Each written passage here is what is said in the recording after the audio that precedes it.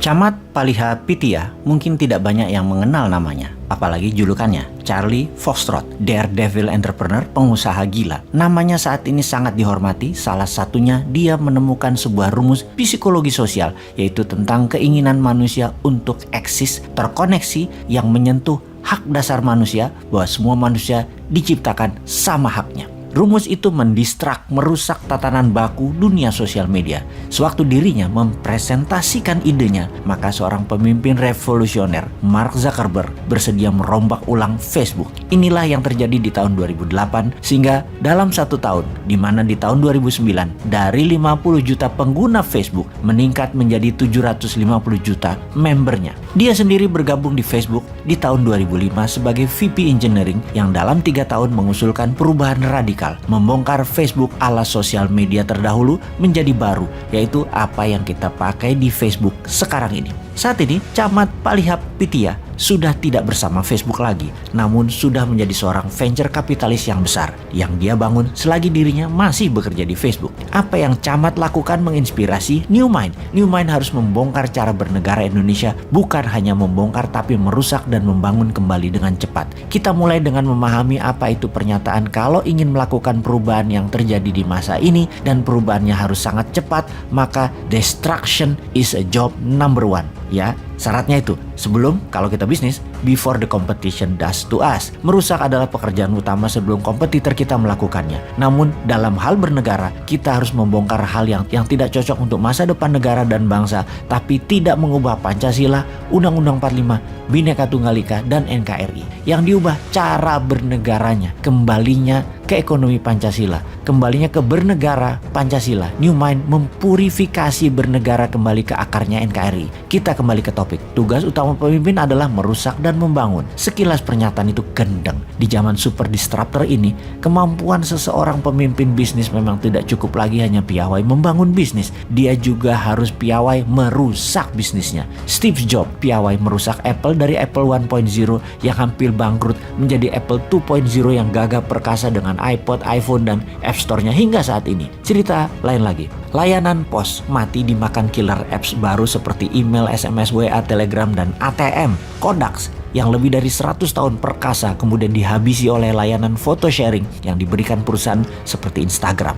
Kemudian TV free to air dibunuh oleh YouTube, Netflix, serta TikTok. Perusahaan-perusahaan yang dulu hebat seperti Kodak, GM, General Motor, Nokia, atau Sony terus-menerus babak belur mengalami kemunduran karena tidak kunjung menemukan CEO yang mampu merusak fondasi model bisnis yang kini sudah tidak relevan lagi. Karena itu seorang CDO, Chief Destructive Officer, kini adalah sosok yang paling diburu di perusahaan-perusahaan seantero jagat raya. Yang sering kita dengar selama ini adalah CEO, Chief Executive Officer, atau CFO, Chief Financial Officer, atau Chief Operating Officer, atau Chief Marketing Officer. Kini ada bintang baru yang namanya CDO, Chief Destruction Officer. Dari arti harafiahnya saja sudah aneh, nggak nyambung. Destruction artinya perusak atau penghancuran. Jadi kalau CEO bertugas mengelola seluruh strategi dan operation perusahaan, CFO mengelola keuangan perusahaan, CMO membangun strategi pemasaran, lah CDO ini tugasnya menghancurkan perusahaan. Coba, sekilas memang gendeng. Merusak itu di dalam dunia bisnis sungguh tanpa merusak pondasi lama bisnis tidak akan bisa maju dengan cepat di masa pancaroba efek digital dan efek pandemi ini ke depannya.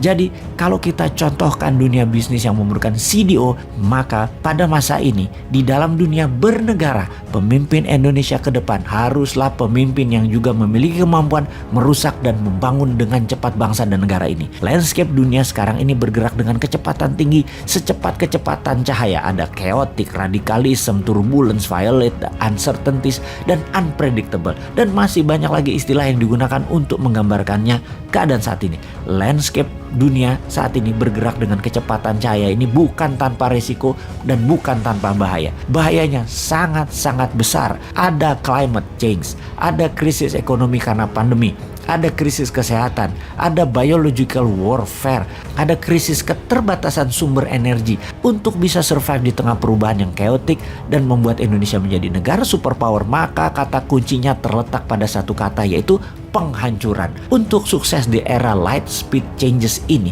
kita tidak boleh segan-segan menghancurkan sendi-sendi kesuksesan masa lalu kita. Break with immediate past. Kenapa? karena barangkali formula dan sendi-sendi kesuksesan tersebut sudah tidak relevan lagi untuk sekarang dan masa depan. Bahkan kalau perlu, New Mind harus bisa bengis membunuh cara bernegara Old Mind dan membangun kembali cara bernegara yang baru tanpa merubah Pancasila dan Undang-Undang 45. Kita tak perlu ragu untuk menghabisi model bernegara yang lama yang sudah tidak relevan lagi dan membangun dengan cara yang lebih baru dan fresh. New Mind tak segan-segan melakukan creative destruction, penghancuran secara kreatif. Krisis bisa terjadi kapanpun dan terus mengintai tanpa sinyal, tanpa pemberitahuan. Maka creative destruction haruslah dilakukan sekarang demi Indonesia menjadi negara superpower di tahun 2045. Cara bernegara kita, SDM kita, sistem kerjasama antar departemen yang kita bangun, budaya bernegara kita, para pejabatnya harus memiliki kapasitas dan kepiawaian untuk melakukan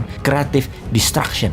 Indonesia di bawah New Mind haruslah memiliki alert system untuk mengendus munculnya krisis dunia dan penjajahan ekonomi modern yang dilakukan oleh negara-negara besar lainnya untuk mengambil kekayaan alam Indonesia. Kalau sudah demikian, menjadi jelas bahwa kesuksesan bernegara Indonesia akan ditentukan oleh kapasitas melakukan creative destruction. Dan kalau kita sepakat dengan keberlangsungan survival of the nation adalah tujuan paripurna membangun kekuatan bernegara, maka kesuksesan itu tak lain adalah sebuah perjalanan panjang di mana kita melompat dari satu creative destruction ke creative destruction yang lain di dalam mengelola dan membangun negara. Persis seperti yang dilakukan oleh Putin, Erdogan, Xi Jinping lebih dari 15 tahun. Ingat, sustainability is journey of destruction. Di dalam membangun yang sustain, maka perjalanan panjang adalah merusak hal yang tidak relevan dengan kebaikan masa kini dan demi kebaikan masa depan.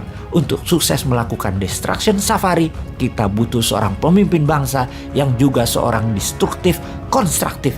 Siapakah itu di masa depan yang bisa membangun tanpa asing, tanpa hutang dan menomorsatukan karya anak bangsa itu?